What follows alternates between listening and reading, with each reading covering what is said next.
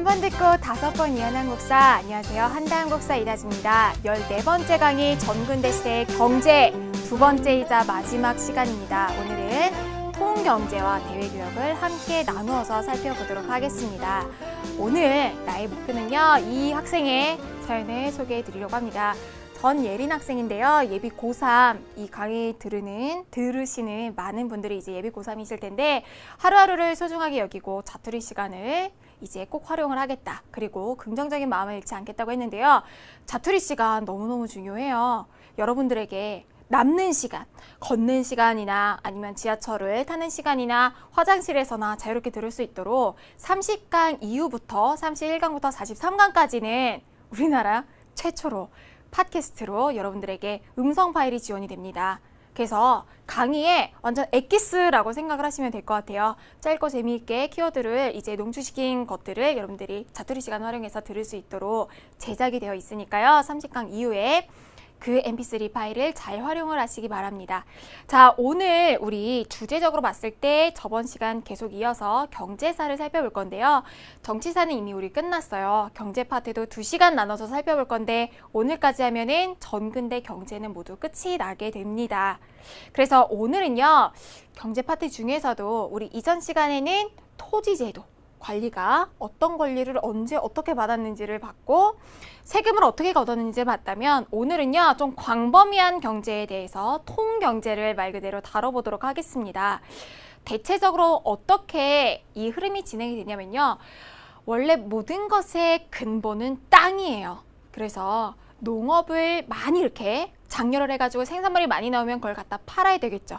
상업이 발전을 하고, 상업이 발전하면 여기에서 파생이 돼서 수공업도 발전하고 화폐도 발전하고 무역도 발전을 하고 나중에는 원자재를 캐는 광업도 발전하게 되겠죠. 이런 내용을 전반적으로 살펴보겠습니다. 자, 오늘 경제를 끝마치고 나면은 다음 시간에 사회 파트를 살펴볼 건데 사회의 제도, 생활 모습을 살펴볼 거고요. 마지막 파트, 여기가 조금 길 거예요. 문화 파트를 전근대, 고려 문화, 조선 문화, 그리고 그 이전의 고대 시대의 문화까지 살펴보겠습니다. 오늘 경제의 마지막 파트라고 생각을 해보시면 돼요. 자, 관련해서 우리 이것만은 꼭 아셔야 되는 주제들 살펴보겠습니다. 신해통공이라고 하는 것은 이미 우리가 배웠어요. 우리 정치 파트에서 이미 다뤘던 것들을 복습하기도 하고 여러 가지 흩어져 있던 지식들을 모은다고 얘기를 했습니다. 정조 때 실시됐던 신해통공 어떤 의미가 있고 어떤 변화를 가져왔나 설명하실 수 있어야 되고요. 상평통보라고 하는 거 우리나라 최초로 전국에 유통됐던 화폐인데 어떤 의미를 가지는지, 화폐 유통이 왜 그렇게 힘들었는지를 살펴보겠습니다. 광작은 아시죠? 흥분울부 생각하시면 된다고 했죠? 넓게 경작하는 현상, 조선 후기의 변화들을 중심으로 살펴볼 거고요. 수공업 중에서 선대라고 하는 게 있어요. 선대제 수공업이 독립수공업과 어떻게 다른지 설명하실 수 있어야 합니다. 농사직설이라고 하는 책의 의미, 언제 나왔는가 여러분들 보셔야 되고요. 국제교역항들이 이제 나올 거예요. 울산항 아셔야 되고, 신라의 아주 중요한 중국과의 직교역을 했던 장소죠. 당항성, 그리고 마지막 고려 시기의 중요한 장소였던 병난도까지를 살펴보겠습니다. 우리 하이라이트 들어가서 자세한 내용들 전 시기적으로 살펴보겠습니다.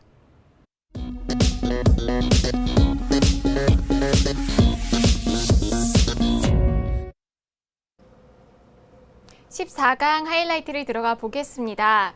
우리가 전 시기를 살펴본다고는 했는데 고대 시기보다는 좀 더 경제적으로 유의미한 시기, 의미가 있는 시기, 고려시대와 조선시대를 중심으로 해서 비교하는 내용 중심으로 살펴볼게요.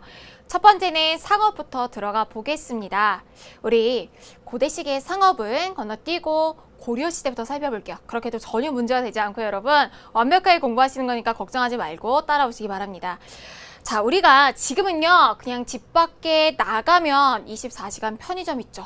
할인마트도 있고 너무나 많은 바로바로 살 수 있는 많은 것들이 있습니다. 그래서 우리가 옛날 시기를 이제 생각을 하기 굉장히 어려울 수가 있는데요. 예전에는 내가 돈을 가지고 뭔가를 사오기보다는 내가 쓸 거는 내가 알아서 해결을 하는 자급자족이 훨씬 더 강했어요. 그래서 우리가 상업의 발전과 더불어서 막 화폐도 보고 수공업도 볼 텐데 생각보다 나의 생각보다 굉장히 발전이 빠른 것 같기도 하지만 너무 더디다라고 느낄 수도 있습니다. 그런 관점을 우리 지금 현대 관점에서 옛날 사람들의 그 마음으로 감정이입을 해서 파악을 해보신 거 너무 중요하고요. 고려시대 전기 후기, 조선시대도 전기와 후기로 나눠보겠습니다. 고려시대 전기부터 이제 살펴보면요. 예전에는 국가가 경제를 주도했어요. 이게 자유시장 경제가 된 게, 자유로운 경제가 된 게 그렇게 역사가 길지 않습니다. 국가가 주도적으로 해 나갔는데요. 고려 전기에 있는 수도 개경이 있죠. 개경에 국가의 허락을 받은 가게들이 열렸습니다. 우리가 기본 용어할 때 이미 다 살펴왔던 내용들 시기별로 이제 꿰맞춰 볼게요. 자, 수도에 세워져 있던 국가의 허가를 받은 상점, 바로 우리가 시전이라고 표현을 했어요. 그런데 엄청난 특권을 가지고 있는 거잖아요, 시전은. 생각을 해보세요. 우리나라 지금 통신사가 3개가 있죠. 대표적으로 LG, KT, SKT가 있는데 만약에 이런 LG에게만 독점적으로 이런 통신사와 관련된 통신 사업을 국가에서 허가를 해줬다고 생각을 해보세요. 엄청난 독점 시장이죠. 그렇기 때문에 이 시전에서 좀 불합리한 방법으로 이익을 취득하고 있지는 않은가 하는 것을 국가에서 계속해서 감시를 해야 했습니다. 그래서 설치한 게 경시서예요. 수도에 설치한 감독기구라고 생각하면 되고요. 요즘으로 치면 감사원 아니면 공정거래위원회 정도가 될 것 같습니다. 조선시대 때 경시서는 이어지게 되고요. 고려 후기에는 좀 더 경제가 상업적으로 발전해서 시전의 규모가 좀 더 다양해지고요. 국가 간의 교류도 활발해지고 특히나 물길을 중심으로 해서 도시들이, 상업 도시들이 발전을 했겠죠. 예성강 하구에 있었던 벽난로가 당시에 크게 발전하게 됩니다. 이 내용은 뒤에서 더 살펴볼 거니까 그때 더 자세하게 볼 거고요. 소금 전매제를 실시를 했어요. 상업적으로 소금을요, 특정 이제 그 집단만 판매할 수 있게 한 거야. 전매 특허 이런 거 보잖아요, 우리가. 누구만 팔 수 있게 하는 건데 이 소금을 누구만 팔았느냐? 국가에서만 팔 수 있었습니다. 왜일까요? 소금이라고 하는 거 인간 삶에 있어서는 떼놓을 수가 없는 거죠. 그러니까 국가에서 재정 확보를 위해서 국가만 소금을 팔 수 있게 한 거예요. 우리나라에서만 나오는 제도가 아니라 우리 한나라, 중국의 한나라만 봐도 한나라 무제 때 비단길 예척하고 난 다음에 돈 모자라졌을 때 그때 염철전매제가 나옵니다. 자, 소금이라고 하는 게 우리 역사 속에서 굉장히 가지는 의미가 되게 커요. 여러분들 상식으로만 알아두시면 고대 로마에서는 소금을 살 수 있는 특별한 수당들, 권리를요, 관리들한테 줬습니다. 거기에서 우리가 지금 쓰는 월급이라고 하는 말의 유래가 나와요. 우리가 월급쟁이라고 할 때 셀러리맨이라고 부르죠. 이 셀러리가 바로 라틴어로 소금을 뜻하는 살라리움에서 나오게 됩니다. 마찬가지로 소금을 만드는 곳 있죠. 제염소가 너무 중요해져가지고 제염소를 지키는 병사들이 있어요. 이 병사들의 이름도 영어로 솔트라고 하죠. 소금에서 유래하게 됩니다. 솔저가 거기에서 나오게 된 거예요. 소금 전매제 까먹지 않으시겠죠, 여러분? 소금을 국가에서만 팔 수 있게 했다. 자, 고려시대의 상업의 모습은 이 정도로 파악해 볼 수가 있을 것 같습니다. 조선시대에도 후기 가기 전까지는 크게 바뀌지는 않아요. 조선시대 내용 한번 살펴보면요. 조선시대에도 중앙에는 시전을 설치했어요. 한양으로 수도를 옮겼기 때문에 개경에서 활동하고 있는 시전 상인들을 한양에 옮겨오게 하고요. 허가를 받은 상점이 시전이라면 허가를 받지 않은 상점도 있었습니다. 우리가 허가를 받지 않은 상점 기본 용어할 때 봤었죠. 허가를 받지 않아서 시장 질서를 어지럽힌다고 해서 어지러울 난자 썼죠. 난전이라고 했습니다. 시전 상인들은 나는 허가를 받았으니까 이런 난전들을 금지할 수 있는 특권을 가지고 있었어요. 이거를 금난전권이라고 합니다. 허가받지 않은 난전을 금할 수 있는 권리. 특히나 이렇게 허가받은 상인들, 시전들 중에서는요, 잘 팔리는 품목 6가지가 있었어요. 주로 뭐 명주나 못이나 삼배처럼 자급자족이 조금 더 어려운 물건들, 이런 물건들 6종을 취급하는 그런 가게들을 따로 유기전이라고 불렀습니다. 마찬가지로 경시서를 통해서 감시를 했고요. 지방은 수도보다는 훨씬 더 물자가 부족했겠죠. 그래서 장시가 열려요. 이게 언제 날짜를 정해놓고 이제 사람들이 장소를 정해놓고 장날이 선다고 하죠. 지금도 지방에 가면 장시를 정해서 부족한 물자들을 교환을 했습니다. 선생님의 부모님이 섬지방에서 이제 잘하셨다고 얘기를 했죠. 그 섬에 지금도 가면요. 지금 다리가 낮았는데 선생님 어릴 때는 물가가 굉장히 비쌌어요. 그래서 서울에 있다가 거기에 부모님 고향에 가면은 삼겹살 가격도 훨씬 더 비쌌고요. 이제 젊은이라고 하니까 되게 이상하네요. 뭐라고 바꾸면 좋을까? 청소년들이 막 멋진 옷, 유행하는 옷을 사 입고 싶잖아요. 동네 섬 안에 옷가게가 없어요. 옷가게가 없어서 한 3개월에 한 번씩 옷 트럭이 들어올 때 사거나 아니면 배를 타고 무트로 나가야 됩니다. 그때보다는 이제 그 섬지방보다는 당연히 조선시대 때가 훨씬 더 지방의 살림이 안 좋았겠지만 이렇게 물자를 구하기가 어려웠다는 거예요. 그러니까 당연히 지역 간에 필요한 물품이 다르고 그거를 공급해줄 상인들이 필요해지게 됩니다. 이 사람들을 여기저기 다닌다고 해서 행상이라고 하는데요. 이 행상 중에 대표적인 인물들이 바로 보부상이죠. 보찜장수, 등찜장수, 뭔가를 많이 실어 날라야 되니까. 조선 후기에는 상업이 엄청나게 발전을 합니다. 왜 발전했죠? 대표적인 거 대동법 기억나시죠? 공인이 시장에 가서 그렇게 많은 물건들을 사오게 되니까 상업도 발전을 하고 전쟁 이후에 우리도 자유시장 경제로 경제력이 확대가 되는 상황에 다다르게 됩니다. 그러니까 국가의 정책도 이거에 맞춰서 바뀌어야 되겠죠. 정조 때는요, 막 이렇게 난전을 금지하는 권리들 없애고 좀 자유롭게 상업행위를 풀어준다라고 하는 정책이 시행됐습니다. 오늘 이것만은 꼭 첫 번째였죠. 통공정책, 모두 다 통하게 하는 정책 어떤 해에 일어났어요? 신해년에. 신해통공이 바로 조선 시기에 있게 되고요. 이걸로 인해서 더 이상 막 난전이라고 해서 막 때려 부수고 물건 뺏고 이런 일을 못하게 되니까 사적인 상인들, 공적으로 국가에서 키운 시전 상인들이 아니라 사적인 상인들이 성장하게 되는데요. 조금 있다가 전국적으로 활약한 상인들을 지도를 통해서 파악해 보도록 하겠습니다. 지방에서도요, 전국적인 유통망이 이제 형성이 돼서 막 비정기적으로 언제 장시가 열릴지 모르는 게 아니라 5일장이 이제 정기적으로 열리게 됩니다. 자, 사상에 대해서 알아볼게요. 사적 상인들 지도를 통해서 파악해 볼 수가 있는데요. 자, 지역에 따라서 활약했던 상인들을 부르는 명칭이 다릅니다. 우리나라랑 중국의 국경선 근처에 있는 도시죠. 선조가 전쟁 났을 때 여기로 막 도망가가지고 중국에 망명 신청하고 했었잖아요. 의주. 의주 지방의 만상을 뭐 하기 좋아요? 국경선 근처니까 청나라와 무역하기 좋습니다. 청나라와의 무역으로 발전했던 상인들이 만상이고요. 자, 비슷한 의미로 여기 보세요. 부산을 동래지방이라고 했는데 동래의 내상은 일본과의 무역을 거의 담당했습니다.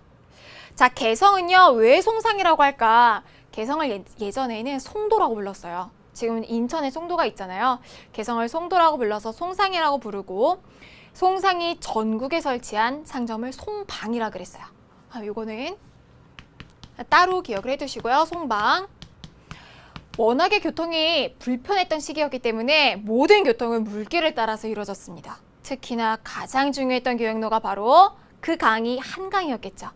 한강 수도의 그 강을 따라서 이제 활약했던 상인들이 바로 경강 상인들이었습니다. 요 정도 기억해 두시면 여러분들 충분합니다. 자, 관련해서 우리 교과서 표현들 살펴볼게요. 고려는 건국 초부터 상업도 적극적으로 육성했대요. 그래서 개경에 뭐를 뒀어요? 허가받은 가게, 시전을 지어서 상인에게 빌려주고 시전상인이 되겠죠. 귀족의 도시 생활에 필요한 물품이나 간수품을 팔게 하였다. 그러니까 시장에서 살 수 있는 물건들은 그냥 일반적으로 우리가 일회용 칫솔 떨어졌네 하고서 편의점 가서 사는 게 아니라 보통 왕족이나 귀족들의 사치품 중심으로 해서 공급이 되었던 거죠. 옛날에는 뭔가 소비한다는 개념이 거의 없지 않았을까요? 밥을 먹는데도 반찬이란 개념이 거의 없었으니까 배부르기만 하면 됐던 그런 시대였으니까 평민들에게 있어서 물건을 사고 판다라고 하는 개념이 굉장히 낯선 개념이다라고 하는 것을 여러분들이 기억을 해두셔야 됩니다. 자, 이들의 상행위를 감독하기 위해서요, 수도에 이제 설치한 게 있었어요. 뭐가 있었죠? 경시서를 두어서 감독하게 했고, 경시서는 나중에 조선으로도 이어집니다. 교과서 속 표현들 계속해서 한번 볼게요. 시전상인은요, 국역, 이런 거 우리 이제 해석할 수 있죠. 기본 용어로 우리가 이미 했잖아요. 국가의 역하면 뭐라 그랬어요? 노동력, 힘쓴다. 국가의 노동력을 담당하는 대가로, 이거 조선시대 때네요. 뭐를 행사할 수 있어요? 난전을 금할 수 있는 권리, 금난정권을 행사하면서 사상, 사적인 상인들을 억압했대요. 왜? 시전 상인들은 국가의 허가를 받았어요. 사상이 아니에요. 사적 상인들이 아니에요. 그러니까 난전을 하는 허가를 받지 않은 상인들 물건 막 뺏고 막 이럴 수 있었단 말이에요. 그래서 이렇게 사상을 억압했으나 조선 후기 가면요. 사상의 성장을 막을 수 없었죠. 대동법으로 인해서 상업이 너무 발전하고 수요가 있으면 공급이 있기 마련이니까 정부도 통공정책을 실시해서 정조 때 신해통공이 실시가 됩니다. 이것을 제외한 6.1전을 제외한 김난 정권을 폐지하게 됩니다. 해서 관련된 내용들 이렇게 살펴볼 수 있었고요. 중앙에서 이런 모습들을 살펴봤다면 지방에서의 장시의 모습도 살펴봐야 되겠죠. 지방에서는 조선시대 때 개성에 누구 있었죠? 개성에 옛날에는 송도라고 부르고 뒤에 상인 상자 붙이면 되죠. 송상 있었죠. 의주에는 청과의 무역을 주도하는 만상. 이런 거 표현 여러분 익혀두시는 수밖에 없어요. 동래에는 내상 등의 활약이 두드러졌죠. 한강을 거점으로 운송업에 종사한 수도를 거점으로 해서 강을 끼고 활약했던 상인들 경강상인은 서남해 안에 오가며 서울에 쌀, 어물 등을 공급하면서 엄청 거상으로 성장했다. 엄청나게 부를 축적했다라고 하는 얘기죠. 자, 이어서 계속해서 교과서 표현을 살펴볼게요. 장시를 무대로 활동했던 대표적인 상인은 누구예요? 단일행자 써서 행상이라고도 보는데 행상 중에서도 특히 보찜장수, 등찜장수들 보부상이라고 표현할 수 있습니다. 이들은 물건을 만든 사람이랑 소비하는 사람을 연결해준 행상으로 장날에 맞춰서 각 장시를 하나로 엮어줬습니다. 여기까지 이렇게 상업 내용을 살펴볼 수 있었어요. 어떤 내용들이 중심으로 있었죠? 고려시대 전기 후기 비교하고 조선시대 전기 후기를 비교했는데 경제의 자율화, 상업이 아주 크게 발전한 것은 조선시대 후기였습니다. 그 정도 파악해 두시면 돼요. 자, 상업이 발전했다면 상업의 교환수단인 화폐도 발전할 수밖에 없습니다. 자, 이쯤 되면 여러분들 감이 오셔야 되는데요. 그럼 화폐는 누가 만들었을까요? 경제를 국가가 주도했다고 했으니까 화폐를 찍어낼 수 있는 것은 당연히 국가였습니다. 정부에서 이걸 주도했고요. 지금도 여러분 조폐권은 국가가 가지고 있잖아요. 작은 의미에서 국가의 하나의 주권이기도 합니다. 자, 왜 화폐를 국가에서 찍어내야 되느냐? 경제 질서도 장악하고 왕권도 강화하기 위해서요. 경제 질서 장악은 알겠는데 왜 왕권 강화하지 않는 친구들 있을 거예요. 생각을 해보세요. 경제의 흐름을 국가에서 주도할 수 있기 때문입니다. 선생님은 어렸을 때 어리석은 생각이기도 하고 순진한 생각이기도 한데 이런 생각을 한 적이 있어요. 세상에 가난이 왜 존재할까? 선생님 분명 알기로는 한국은행이라고 하는 곳에서 돈이라고 하는 걸 막 찍어낸다고 하는데 아니 가난한 사람한테 돈을 많이 찍어서 주면 되는데 왜 도대체 정부는 이걸 해결하지 않지 않는 생각을 아주 어렸을 때, 컸을 때면 큰일 나겠죠. 아주 어릴 때 했어요. 왜 안 돼요, 여러분? 돈을 왜 많이 찍어내면 안 될까요? 많은 것의 가치는 떨어지게 되니까. 다이아몬드가 가치 있는 이유는 공급이 조절되기 때문이죠. 그러니까 우리가 만약에 교실을 생각을 해보세요. 막 열심히 공부를 하고 있는데 창밖에서 헬기에서 5만 원권 지폐를 막 운동장에 뿌리는 거예요. 그럼 여러분들은 막 뛰어나가가지고 그걸 줍겠죠. 그래서 한 명당 막 100만 원, 1000만 원씩 가지고 있어요. 한동안은 좋을 거예요. 한동안에는 물건도 많이 살 수 있겠지만 어느 순간에는 화폐가 정말 종이 휴지 조각처럼 돼버려서 편의점 가면은 그냥 초콜릿 하나에 10만 원이 넘는 물가가 상승하는 상황이 초래됩니다. 화폐를 많이 찍어내게 되면 화폐의 가치는 떨어지고 물건 가격은 올라가기 때문이죠. 자, 이런 질서를 누가 장악한다? 국가에서 장악할 수 있으니까 왕권 강화로 이어지는 거예요. 자, 우리가 오해하는 것 중에 하나가요. 상업을 중시 여기지 않았으니까 옛날에는 화폐도 잘 사용을 안 했을 거다라고 생각을 하는데 고려시대 때부터 조선시대에 이어지기까지 정부에서는 화폐를 유통시키기 위해서 굉장히 노력을 많이 합니다. 그런데 보면 알겠지만 유통 안 됨. 계속해서 유통이 잘 안 돼요. 왜 그럴까 생각을 해보면요. 그 화폐 쓰면 되게 좋을 텐데 왜 불편하게 옷감 가져다가 막 쌀 가져다가 거래했지 하고 생각을 할 수가 있어요. 두 가지로 생각을 할 수가 있는데 첫 번째는 그만큼 거래가 활성화가 안 된 거예요. 그 유통을 화폐로 가져가서 할 만큼 상업의 규모가 안 컸을 수 있고요. 두 번째 이유는 심리적인 이유도 크죠. 우리야 지금이야 1,000원짜리 쓰고 10,000원짜리 쓰고 신용카드를 쓰니까 화폐의 유용함을 알지만 옛날에 그런 게 아니라 쌀이나 옷감으로 거래할 때 갑자기 화폐라는 거 동전을 써 이렇게 하면 누가 쓰겠어요. 여러분 우리 막 지금 신용카드 쓰다가 정부에서 갑자기 돌멩이 크기당 가격을 매겨가지고 이걸 같이 쓰겠대요. 그럼 우리가 그 돌멩이를 쓸까? 처음에는 불안해서라도 못 쓸 거예요. 이 돌멩이를 언제까지 사용할지, 이게 갑자기 사라지는 거 아니야? 이런 걱정 때문에 그냥 원래 쓰던 것을 쓰게 되어 있습니다. 똑같은 상황이에요. 고려시대 때도 많은 동전들을 만들어내요. 그래서 그 동전을 보면은 뭐 건원중보, 사만통보 막 이름들이 나오는데, 이 이름들을 외우는 게 여러분들 한국사가 아닙니다. 한국사는 뭔가를, 시대를 관통하는 걸 파악을 해보셔야 된다고 했죠. 건원중보, 해동통보, 사만통보, 반복되는 글자가 있어요. 중보나 통보예요. 여러분들 어릴 때, 초등학교 때, 선생님 초등학교 때 그런 장난 되게 많이 쳤는데, 친구한테 막 바보 바보 바보 그래서 친구 하나면은 바보가 그 뜻이 아니라 바다의 보배야 라고 해서 막 이렇게 했던 기억 나시죠? 바보 하는 것처럼 중보, 통보도 마찬가지예요. 중요한 보배, 나라에 통용되는 보배라고 하는 뜻입니다. 건원중보는 건원년에 이제 중요한 이제 보배로 쓰였던 동전을 뜻하는 거죠. 자, 중보와 통보가 들어가면 아, 동전이구나, 만들어졌구나 라고 생각을 하면 되고요. 숙종 때는 굉장히 특이하게 고액 화폐를 만들었는데요. 은으로 병을 만들었대요. 그 은병이 너무나 입구가 커가지고 입구가 넓다라고 해서 활구라고도 불렸습니다. 근데 고액 화폐에서요, 지금으로 치면은 한 개당 지금 가치로 700에서 한 800만 원 정도 한대요. 선생님은 돈을 굉장히 잘 잃어버렸거든요, 어릴 때. 만약에 이 병 하나 가지고 다니다가 하나 잃어버리면 1000만 원 날아간 거예요. 1000만 원 돈이. 당연히 유통이 어떻게 되겠어요? 잘 안 됐겠죠. 고려시대 때는 이제 화폐를 유통시키려는 노력은 있었지만 잘 안 됐습니다. 조선시대 때도 마찬가지예요. 잘 안 되다가 언제부터 잘 돼요? 대동법 이후에 조선 후기에 상업 규모 굉장히 커졌죠. 그러니까 이제 화폐가 필요해진 거예요. 화폐를 쓸 만큼, 화폐를 찾을 만큼 경제 규모가 커진 거죠. 오랜 시간 동안에 화폐를 장려하려는 국가의 움직임도 있었고, 시기적으로 뭐 차이는 있겠지만, 그래서 우리나라 최초로 전국에 유통되는 이것만은 꼭에서 나왔던 사만통보가 유통이 되게 됩니다. 최초 전국. 우리가 동냥하는 거 표현할 때 이렇게 표현하죠. 주시오 라고 할 때 뭐가 들어가요? 푼이 들어가는데, 한 푼 주시오. 그 푼이 바로 상평통보의 단위입니다. 그래서 화폐의 변천이 이렇게 진행이 되었다라고 파악을 해보시면 되고요.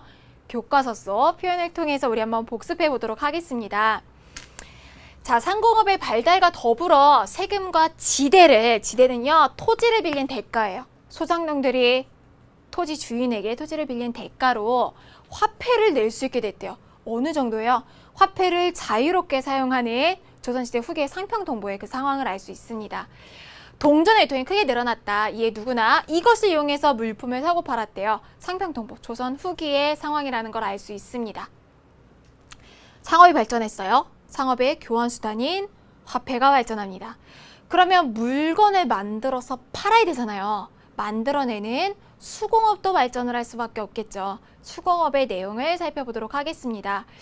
고려시대 때 전기후기, 조선시대 때도 마찬가지로 전기후기 살펴볼 텐데요. 자, 고려시대 전기에는 처음에는 다 국가 주도예요. 관영, 국가에서 운영하는 수공업이 이제 활발했습니다. 만약에 선생님이 왕이에요. 선생님이 후궁이 있어요. 이 후궁한테, 너무 사랑하는 후궁한테 옷을 선물해주고 싶어요. 그럼 어떻게 하면 되냐면, 국가에 등록되어 있는 장인, 지금으로 치면 디자이너겠죠. 디자이너를 초빙을 해서 디자인부터 만드는 것까지 시킵니다. 그게 관영수공업이에요. 뭐 정말 기성복이라던가 뭐 상점 이런 것들이 발달하기 전이었죠. 자, 그 외에도요, 특수행정구역이었던 소 기억나시나요? 향부곡 소 중에 소에서는, 여기는 이사도 못 가고 직업도 한정되어 있다고 했는데, 소에서 태어난 사람들은 모두 다 수공업자가 되어야만 했습니다. 요런 걸로 수공업을 돌렸던 때가 전기고요. 고려시대 후기에 가면은 좀 더 상업의 규모도 커지고 수공업도 활발해지게 되는데, 어디가 수공업에 뛰어드느냐? 사원입니다. 아니 선생님, 불도를 닦아야 될 스님들이 왜 수공업을, 물건을 만드나요? 생각할 수 있는데요. 우리 문화 파트를 들어가 보면 알겠지만, 이 시기 고려 후기 불교는 엄청나게 타락해요. 조선을 건국한 정도전이 불시자병, 불교 소리는 다 헛소리야 라고 얘기를 할 정도로 불교가 많이 타락을 했고, 그걸로 인해서 절 가면은 막 이렇게 향 냄새가 나야 되잖아요. 보통 막 술 냄새가 났다고 합니다. 술을 주조하고 했으니까. 여기에 더불어서 민영수공업 중에서는 집안에서 만들어내는 가내수공업도 발전했다 그래요. 근데 요거는 여러분 그냥 읽어보고 지나가는 정도 파악해 두시면 됩니다. 좀 중요한 내용은 조선시대 후기에 다 나와요. 조선시대를 한번 비교를 해볼게요. 조선시대 전기 마찬가지로 관에서 운영하는 관영수공업 전기는 후기에는 민영수공업이 활발해지게 되겠죠. 특히나 대동법으로 인해서 국가에 필요한 특산물 뭐 이런 것들을 만들어서 조달을 해야 되니까. 그러니까 상업이 발전하고요. 민영수공업이 발전하다 보니까 이제 무슨 상황이 되냐면 물건이 부족해서 못 팔게 됩니다. 자, 여러분들이 만약에 상인이라고 생각을 해보세요. 여학생들이 아침에 반드시 필요한 이것, 고데기, 앞머리 막 이렇게 마셔야 되잖아요. 고데기가 시장에 없어서 못 판대요. 여러분들이 상인이라면 어떻게 하시겠어요? 수공업자를 찾아가서 빨리 고데기를 만들어내 라고 얘기를 하겠죠. 근데 수공업자 얘기를 하는 거예요. 고데기에 들어가는 금속이랑 플라스틱도 부족하고 우리가 그걸 살 만한 돈도 없다라고 얘기를 해요. 여러분들이 뛰어난 감각을 가진 상인이라면 어떻게 하시겠어요? 바로 수공업자에게 선대, 미리 자본과 재료를 제공을 하고 일정 납품 일자에 맞춰서 물건을 받겠죠. 이렇게 팔면은 돈이 훨씬 더 많이 되겠죠. 근데 반대로요. 여러분들이 수공업자로 생각을 해보세요. 고데기 만드는 장인. 아니, 고데기를 나는 하트 모양으로도 만들고 싶고 이런 기능도 추가를 하고 싶은데 상인한테 선대! 빚을 진 거잖아요. 미리 받는 순간에 이미 여기에 예속이 됩니다. 그러니까 이 꼬장꼬장한 장인들이 이런 게 싫잖아요. 그래서 독립해 나와서 자신의 작업장을 꾸리는 사람들이 조선 후기 가면 늘어나요. 자신 작업장에서 노동자를 고용해서 스스로 이제 물건을 만들어내는 독립수공업자가 나오는 시기가 바로 조선시대 후기입니다. 그래서 선대제에서 독립수공업이라고 기억을 해두시면 돼요. 자, 수공업, 우리 상업에 이어서 화폐에 이어서 수공업을 봤어요. 고려시대 전기후기, 조선시대 전기후기를 나눠봤는데요. 초기에는 국가주도로, 후기에는 민간주도로 가는 경향성이 커지게 되고 특히나 조선 후기의 내용이 중요했습니다. 교과서 표현 보면서 다시 한번 정리해 볼게요. 자, 수공업은요 주로 관청수공업, 관영수공업을 뜻하죠. 이 수공업을 중심으로 발전했대요. 어떤 시기인가에 따라서 다르겠죠. 관청수공업은 공장을 중앙이나 지방의 관청에 소속시켜서 관청에 물품을 만들게 했고 뒤에 나오죠. 소에서는 해서 소, 향, 부곡소, 특수행정구역에서 수공업을 담당했던 내용을 알 수 있습니다. 자, 고려시대 수공업에 대한 내용이었고요. 조선시대로 가볼게요. 조선시대 때는 도시 인구가 급증하고 이것이 실시되면서 제품 수요가 늘었대요. 무엇이 실시됐죠? 우리 너무 중요했던, 이전 시간에 가장 중요했던 내용, 대동법이 실시되면서요. 제품 수요가 크게 늘어나면서 생산이 촉진이 되었죠. 이래서 국가에 그냥 세금을 내면서 활동하는 수공업자가 증가하면서 관영수공업 세트하고 민간수공업, 민영수공업이 발달하기 시작했습니다. 그래서 무슨 상황이 나타나냐면 수공업자는 공인이나 사상에게 물품의 주문과 함께 자금과 원료를 미리 받는데요. 선대 해서 납품기를 맞추는 무슨 수공업? 선대제 수공업이 나오게 됩니다. 그런데 18세기 후반 상품화폐 경제가 발달하면서 스스로 물품을 생산하고 판매하는 누가 나오게 돼요? 독립수공업자가 나온다라고 정리를 해두시면 됩니다. 자, 우리 뭘 봤어요? 물건을 사고 파는 상업, 거래되는 수단인 화폐, 그리고 물건을 만들어내는 수공업을 살펴봤습니다. 자, 수공업을, 물건을 만들려면 물건에 재료가 있어야 돼요. 그럼 이거를 캐내야 되겠죠. 광업도 이제 발전하는 과정을 볼 수 있는데요. 고려 시기, 고대 시기는 광업에서 눈에 띌 만한 교과서에서 찾아볼 만한 표현들이 없습니다. 근데 조선시대는 중요해요. 조선시대의 전기는요, 이제 여러분들 자동으로 하실 수 있겠죠. 국가 주도의 관영광업이었어요. 이거 광부가 또 이제 국가에 소속이 되어 있었나 생각하실 수 있는데 그런 건 아니고요. 국가에서 주도로 광산을 운영을 하면은 국민들은, 특히 평민들은 세금으로 노동력을 바쳐야 되니까 광산 가서 광부를 일했다고 생각하면 됩니다. 그런데 대동법으로 수공업 발전하고 물건의 원자재가 중요해지게 되면서 후기에는 민영광업이 발전하기 시작해요. 자, 이 민영광업은요, 우리 지금 보는 것처럼 현대적인 기업처럼 전문화되고 특정 직업으로 전문화되고 분업, 자기가 잘할 수 있는 걸로 나누어서 하게 됩니다. 예를 들어 볼게요. 선생님이 EBS에서 강의를 할 때 진짜 많은 학생들이 모르더라고요.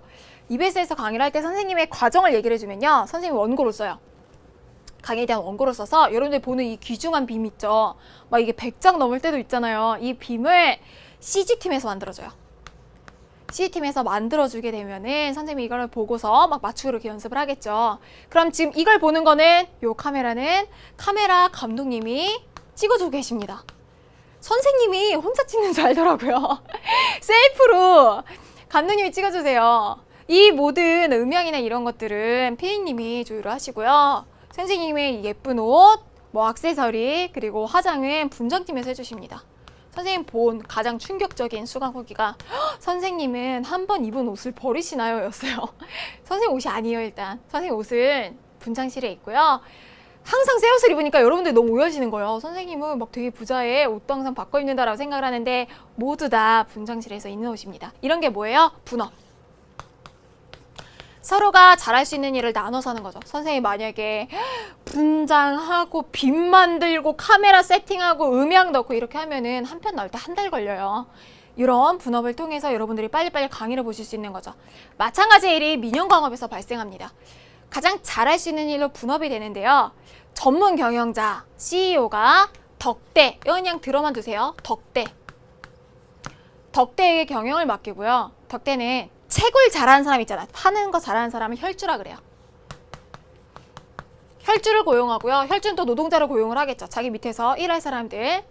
자, 그렇게 나면은 여기에 돈을 제공해줄, 자본을 제공해줄 물주가 존재하게 되는 이런 분업화의 모습을 보게 됩니다. 이런 것들이 다 어디에서 오는 변화들이었어요? 대동법 하나 잡으면은 알 수 있는 그런 변화들이었습니다. 자, 관련해서 교과서 표현들 광업도 마찬가지로 살펴보겠습니다. 자, 교과서에서 이렇게 얘기를 하고 있어요. 민영수공업이 발달하자 그 원료인 광산물의 수요가 급증하여 광업도 활성화됐대요. 광산은 주로 이것이라는 광산 경영인 CEO 덕대겠죠. 상인 이것으로부터 자본을 받는데요. 돈을 제공한 사람 물주. 채굴업자인 혈주와 노동자를 고용하는 형태로 운영되었다. 이 과정에서 자본주의적 생산 관계가 나타나고 일을 시키는 자와 이 자본을 소유한 자. 분업과 협업의 생산 방식이 발달하였다라고 얘기하고 있습니다. 광업까지 살펴봤어요. 그럼 이 모든 것의 근본이 되는 농업을 살펴보실 차례입니다. 농업을 맨 뒤로 뺀 이유가요. 우리 이미 기본 용어를 할 때 거의 다 살펴봤던 내용입니다. 논농사는 직파랑 이양법만 구분하시면 되죠. 복습하면서 전 시기적으로 다시 한번 흐름 잡아볼게요. 고려시대 전기에는요. 논농사에서 직파법을 주로 활용을 했고 후기에는 일부 지방에서만 이양법을 실시했다고 합니다. 직파가 뭐고 이양이 뭔지 우리 이미 살펴봤었는데요. 직파는 논에다 직접 씨를 뿌리는 거예요. 지금 이렇게 안 하죠. 지금 다 이양법이니까. 직파는 직접 씨를 뿌리는 거고 이양은 모판에다 심은 다음에 이거를 일정 시간이 자라고 난 다음에 옮겨 심는 거라고 얘기를 했습니다. 선생님이 항상 매년마다 이제 논에 가서 일을 했다고 했는데 올해부터는 안 하게 되었어요. 부모님이 고추 농사로 바꾸셔서 논농사에서 해방이 되었습니다. 대신에 고추를 따고 감별하는 그런 일을 이제 하게 되었죠. 자, 직파를 보면요. 씨를 그냥 뿌리니까 벼가 이 균일하게 자라지가 않아요. 문제가 처음에 물이 있는 데다가 씨를 뿌리기 때문에 물이 많이 필요하진 않아요. 가뭄에는 유리해요. 근데 직파 같은 경우에 직접 뿌리는 경우에는 논이 들쑥날쑥 자라기 때문에 잡초를 고르는데 김매기 하는데 노동력이 굉장히 많이 들게 됩니다. 그리고 한 곳에다가 계속 하게 되니까 땅에 대한 활용성도 떨어지게 되죠. 이양법은 그런데 일정 기간 지난 다음에 옮겨 심기 때문에 이렇게 딱 맞춰서 심을 수 있어요. 벼와 벼가 아닌 것, 잡초의 구분이 쉽기 때문에 노동력이 70에서 80% 정도 감소해요. 그러니까 한 명이 더 넓은 토지를 경작할 수 있는 광작이 가능해지고요. 실제로 모판에다가 심을 때는 여기다 다른 걸 심을 수도 있죠. 1년에 2가지 작물, 이모작도 가능해집니다. 그럼 이 좋은 거를 국가에서 조선시대 때까지도 금지했어요. 왜 금지했을까? 물이 많이 필요합니다. 다른 데다가 심다가 옮겨 심기 때문에 물이 충분하게 있어야 돼요. 우리나라 가뭄이 심하잖아요. 특히 봄가뭄이. 그러니까 이거를 안 하는 이만 못하는 상황이 발생하기 때문에 정말 물이 풍부한 남부지방에서만 시행을 했던 거예요. 자, 밭농사에서는요. 휴경제 없이 계속해서 짓는 2년 동안에 3번도 짓는 바퀴 윤자를 써요. 윤작법이 시작이 됩니다. 이거 다 이어서 보시면 돼요. 조선시대 때 어떻게 될까요? 여전히 직파법이에요. 전기에는, 후기에는 국가에서 아무리 말려도 이항법을 실시를 하겠죠. 자, 여기서 윤작법이 시작이 됐어요. 그럼 더 발전이 돼서 조선시대 때 가면은 윤작법이 일반화되겠죠. 이런 변화의 흐름을 타고 보시면 됩니다. 자, 조선시대 한번 볼게요. 논농사에서 전기에는 처음부터 이항법 아니에요. 절대로. 처음에는 여전히 직파법을 쓰다가요.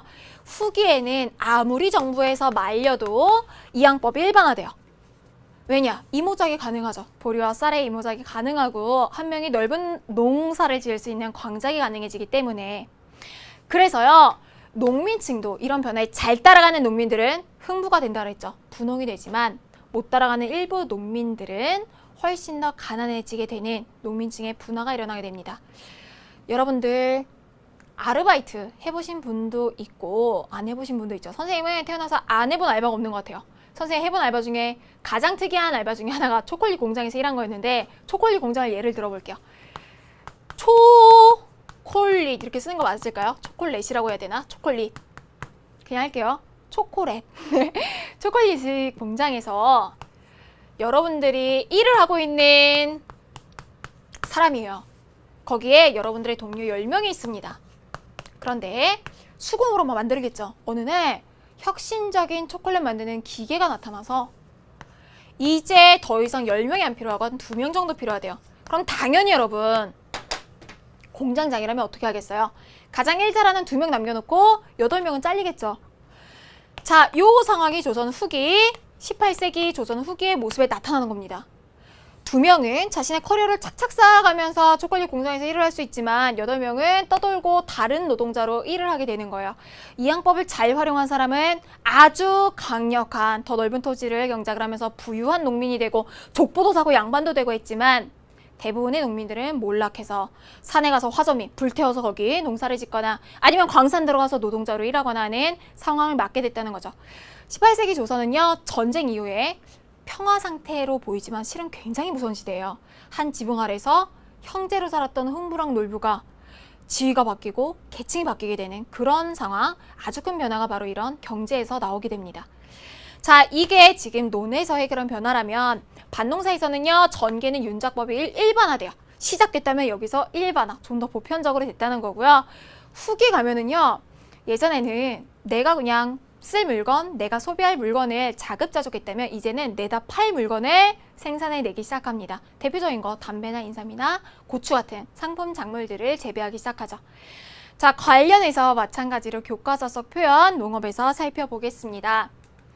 자, 논농사에서는 고려 말에 이것이 모내기라고도 하는데 나무의 일부 지방 도입됐대요. 뭐예요? 이항법. 반농사에서는 2년 동안에 3번 지을 수 있는 윤작법이야 보급되었다. 일반화된 거는 조선 전기 가서. 자, 더 이어서 보겠습니다. 이항법으로 김매기, 잡초 골라내는 것에 수고를 덜 수 있었고 수확량이 늘어났으며 벼와 보리에 뭐가 가능해요? 1년 동안 2번 짓는 이모작이 가능해지죠. 조선 후기에 이항법이 일반화됩니다. 특히 이모작의 경우 보리 농사는 대체로 수확물을 농민들이 모두 갖출 수 있었기 때문에 농민에게 유리했다고 하죠. 더 이어서 볼게요. 이항법의 보급으로 적은 노동력으로 많은 땅을 경작할 수 있죠. 80%가 감소가 된다고 했으니까 1인당 경작 면적이 늘어난대요. 넓을 광작 현상이 나타나게 됩니다. 더 이어서 볼게요. 조선 후기에는요. 밭작물에서도 이런 작물을 재배한대요. 상품 작물. 재배를 하면서 상업화 경제 발달로 농작물의 상품화에 눈을 뜬 농민들은 자급자족에서 벗어나 쌀, 담배, 인삼, 면화, 고추 등의 상품 작물을 재배했다고 합니다. 자, 여기까지가 농업의 변화예요. 그럼 이런 농업의 변화를 가져오게 된 농법이라던가 농서라던가 신작물을 살펴보겠습니다. 자, 마지막 파트죠. 통경제 마지막. 고려시대 때는요. 중국, 특히나 고려 후기 원나라 간섭기에는 원나라로부터 농서가, 농업기술서가 전래가 되는데 이거를 농상집요라고 합니다. 어떻게 기억하면 좋냐면요, 여러분. 요거 이렇게. 이거 되게 유용해요, 여러분. 이응, 원나라, 농상집요. 왜냐면 조선시대 때는 이게 우리나라 잘 안 맞았을 거 아니에요. 중국의 토양이니까. 우리나라의 신토부리로 우리나라에 맞는 것을 세종대왕께서 이제 이 책의 편찬을 명하셔서 나오게 되는데 그게 농사직설이에요. 지읒 조선. 이응 이응 지읒 지읒으로 파악을 하세요. 자, 고려시대 말기의 원나라 간섭계는요, 문익점이 모커씨를 들여오게 되면서 의생활에 큰 변화를 초래하게 됩니다. 여러분들도 위인전 많이 읽으시나요? 선생님 어릴 때는 진짜 꼭 다 읽었던 것 같은데 누구나 한 번쯤은 들어봤을 거예요. 원나라 간섭기에 문익점이 붓두껍에다 모카씨를 숨겨와서 이게 보급이 되었다라고 하는 얘기가 후대에 살이 붙여지고 양념이 이제 처져서 이제 각색이 된 부분이 있긴 하지만 목화를 들여왔던 사실만은 맞죠. 요 목화와 관련돼서 우리나라의 의생활이 아주 크게 바뀌게 됩니다. 일단 선생님이 지금 입고 있는 옷, 면도 목화로 만들어지게 되고 여러분들 잘 때 겨울에 덮고 자는 솜도 만들어지게 되죠. 도대체 그럼 그 전에는 뭐 입고 뭐 덮고 살았던 거예요? 삼배나 모지 같은 거 한겨울이면은 정말 바람이 숭숭 들어왔겠죠. 우리나라의 의생활에 엄청난 변화를 가져온 게 바로 요 목화입니다. 그래서 관련해서 이것도 교과서 표현 살펴볼게요.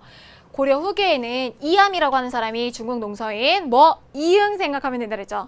요로 끝나는 농상지묘를 소개했고 문익점이 목화씨를 도려와 목화 재배가 시작이 되면서 면으로 된 옷을 입을 수 있었다고 합니다. 조선시대는요. 조선의 현실에 알맞은 농업기술을 이제 농사직설을 통해서 세종대왕이 이제 편찬해서 보급을 했던 내용을 알 수 있습니다.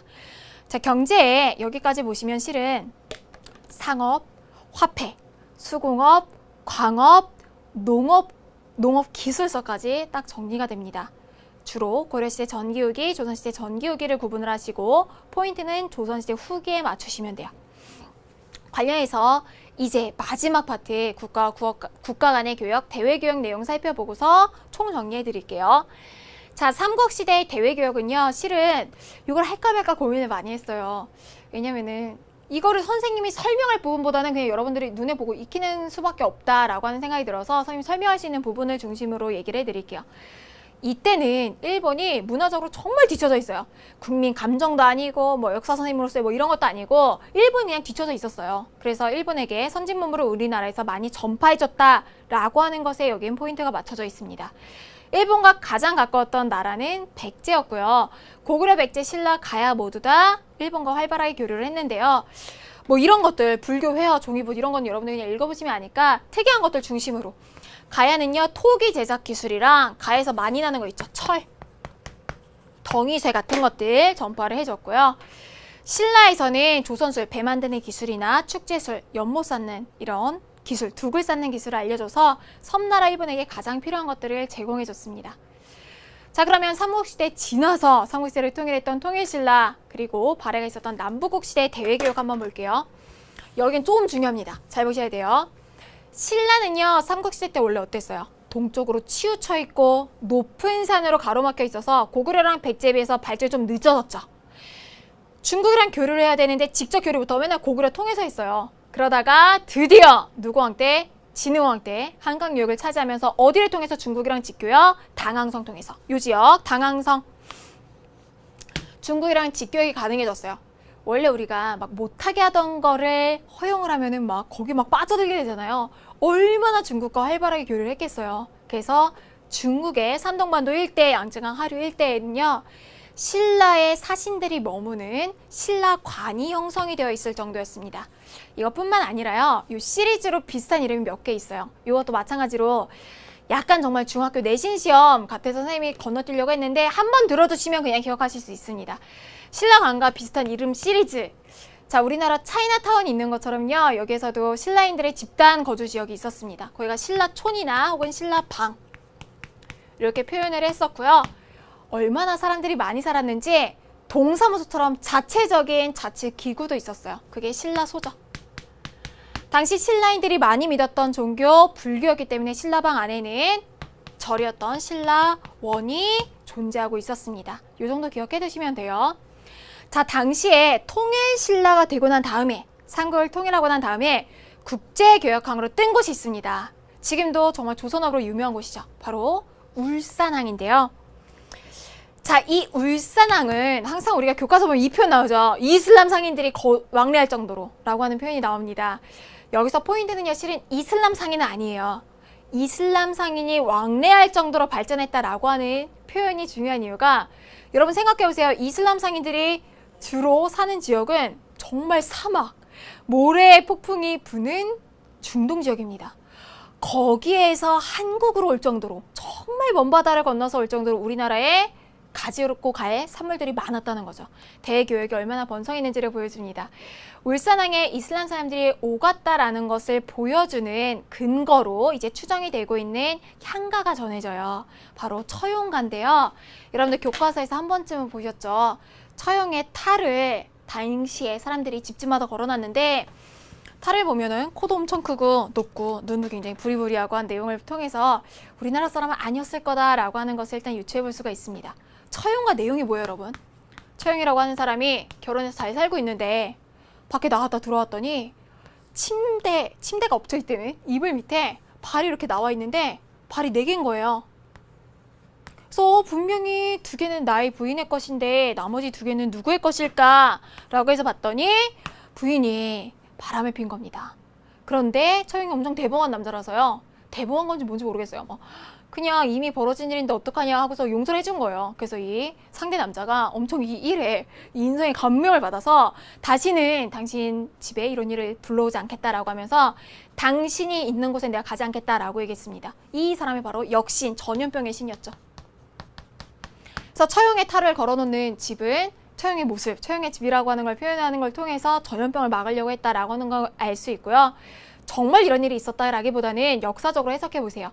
이슬람은 의학이 발달했습니다. 아마도 이슬람 사람의 발전된 의학의 모습, 전염병을 막을 수 있는 게 아니었을까라고 선생님은 생각을 해요. 어쨌든 울산항의 모습까지 살펴볼 수 있었습니다. 당항성, 신라관, 울산항까지 이런 다양한 내용들이 있고요. 아니, 세계적인 거상들이 몰려들 정도로 국제적인 무역항이 발전을 했으면은 바다에서 뭔가 이익을 뜯어먹으려는 해적들도 들끓었을 거 아니에요. 이 바다의 질서를 장악하기 위해서 장보고가 완도에 설치했던 것이 바로 청해진이었습니다. 이것과 연결해서 법화원, 절까지 연결해 볼 수 있는데 청해진 정도까지 살펴보시면 돼요.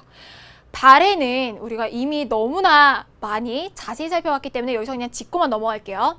신라와의 교역로 신라도가 있었습니다. 육지를 통해서 교역을 해서 신라랑 아예 교류가 없었으면 우리나라 역사라고 하기 좀 그랬을 수도 있는데 신라와의 교류 내용 알 수 있고요.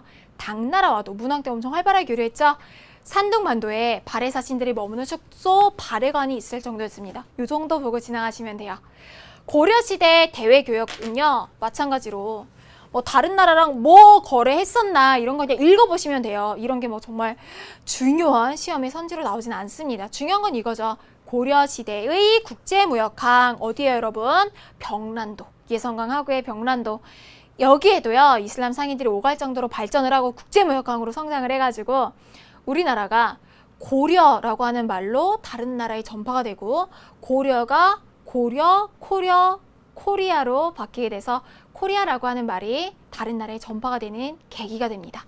그래서 병란도까지 대교육까지 살펴보면 여러분 전근대의 모든 경제파다가 끝이 났습니다. 교과서 표현 한번 살펴볼게요.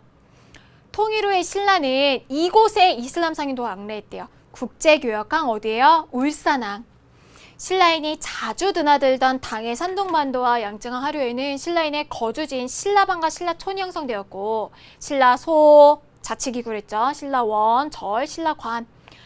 사신들이 머무는 숙소도 들어서게 됩니다. 9세기 전만 장보고는 완도에 청해진을 설치하죠. 진이 어디에 붙는 거라 그랬어요? 군사적 요충지 뒤.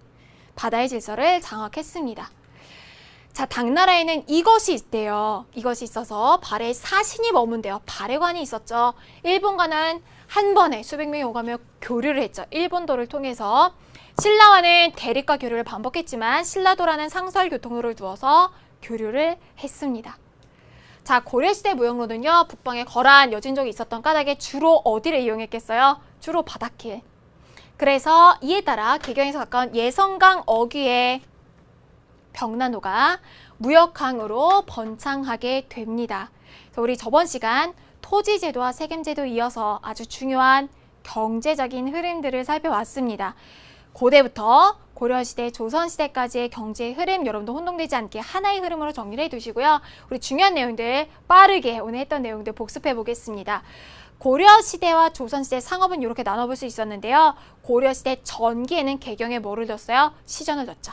경시서를 통해서 감시했고 후기에는 이 시전의 규모가 좀 더 커지게 되고 병란도가 국제무역항으로 발전하게 됐습니다. 소금은 국가에서만 팔았고요. 조선시대 전기에도요. 한양에는 시전을 뒀고 시전 상인들은 난전을 금할 수 있는 권리 금난정권이 있었고요. 유기전 6가지 품목 파는 이런 가게들도 존재했고 경시서를 통해 여전히 감시했습니다. 지방장시는 보부상들이 책임졌죠. 후기에는 상업의 규모가 너무 커져서요. 금난정권이 폐지되는 신해통공 정조 때 시행이 됐었고 지방은 전국적인 유통망을 형성하게 됩니다. 상업이 발전하면 뭐가 발전해요? 화폐가. 자, 우리 화폐 내용도 살펴봤어요. 고려시대 때는요. 화폐를 만들어서 유통을 시키려고 했지만 잘 안 됐다. 은병은 고액 화폐였다 정도 기억하시면 되고요. 조선시대 때도 전개는 유통이 잘 안 되다가 후기에 한 푼 줍시오 기억나시죠? 상평통보가 유통이 됩니다. 수공업 같은 경우에는 관영수공업, 소수공업, 간해수공업이나 사원수공업 그냥 읽어보시고요. 조선시대가 중요했죠. 관주도의 수공업에서 민영수공업으로 민간수공업도요. 처음에는 물품과 재료를 납부받아서 이제 하는 선대제에서 나중에 수공업자들이 독립하게 됐습니다. 광업은 민영광업, 조선 후기에 분업화 전문화됐던 내용들 생각하시면 됩니다. 자, 그럼 농업과 마지막 농서 신작물 보면요. 고려시대 전기 직파법, 후기에는 이항법 일부, 조선시대 전기 여전히 직파법, 이항법 일반화된 게 조선시대 후기. 이모작과 광작 가능해지고 농민층이 분화됐습니다. 자, 반농사 2년 3작 윤작법이 시작되고 나중에는 인작법이 일반화되죠. 조선시대 후기에 가면은 상품 작물을 재배하기 시작합니다. 흐름을 파악하세요. 자, 농사 신작물 고려시대 후기 원나라 농상집요 문익점의 목화. 세종 때 조선 전기에는 농사 직설이 만들어지죠. 이응, 이응, 지읒, 지읒 파악해두세요. 자, 관련해서 오늘 중요한 키워드들 총 복습해 보겠습니다. 우리 이것만은 꼭에서 봤던 키워드들 설명하실 수 있나요? 신해통공, 어느 왕 때? 정조. 몇 년에? 신해년에. 뭘 통하게 했어요? 경제적인 자유화를 통하게 했습니다. 금난 정권을 폐지했죠. 자, 이건 뭐였어요, 여러분? 상평통보 한 푼 줍시오. 무슨 시대? 조선시대 후기에 화폐로 전국적으로 최초로 유통이 되었습니다. 광장은 뭐예요? 넓은 도시를 경작하는 것. 뭐로 인해 가능하게 되었다? 이항법. 조선 후기의 변화라는 거 알아두시면 되고요. 뭐와 관련된 키워드죠? 선대제, 수공업이죠. 선대, 미리 제공을 하는 상인이 수공업자에게 재료와 자금을 미리 제공을 하고 납품 기회를 받는 거였습니다. 농사직설 뭐였죠? 지읒지읒. 조선시대 때 만들어졌던, 세종 때 만들어졌던 우리나라 실정에 맞는 농법서였죠. 울산항은 어느 시기? 통일신라 때 국제교육항으로 발전을 했고요. 처용과 기억나시죠? 우리나라에 이슬람 상인들이 오갈 정도로 크게 발전했다라는 거. 당황성은 신라 진흥왕 때 어디랑 직교역? 중국과 직교역 내용을 알 수 있었습니다. 마지막으로 병란도는 고려시대 예성강 어귀의 국제교육항이었습니다. 자, 관련된 내용도 여러분 우리 전근대 시기의 경제 내용까지 모두 살펴보셨습니다. 이제 정치, 경제, 사회, 문화 중에서 전근대 파트에 남은 것은 사회와 문화입니다. 다음 강의에서는요. 선생님과 함께 전근대 시기의 사회 구조와 생활 모습에 대해서 살펴보도록 하겠습니다. 여러분들 마지막으로 무한 반복이시죠? 다시 보기 통해서 키워드 채워보시고 점검해 보시기 바랍니다. 여러분 수고 많으셨어요.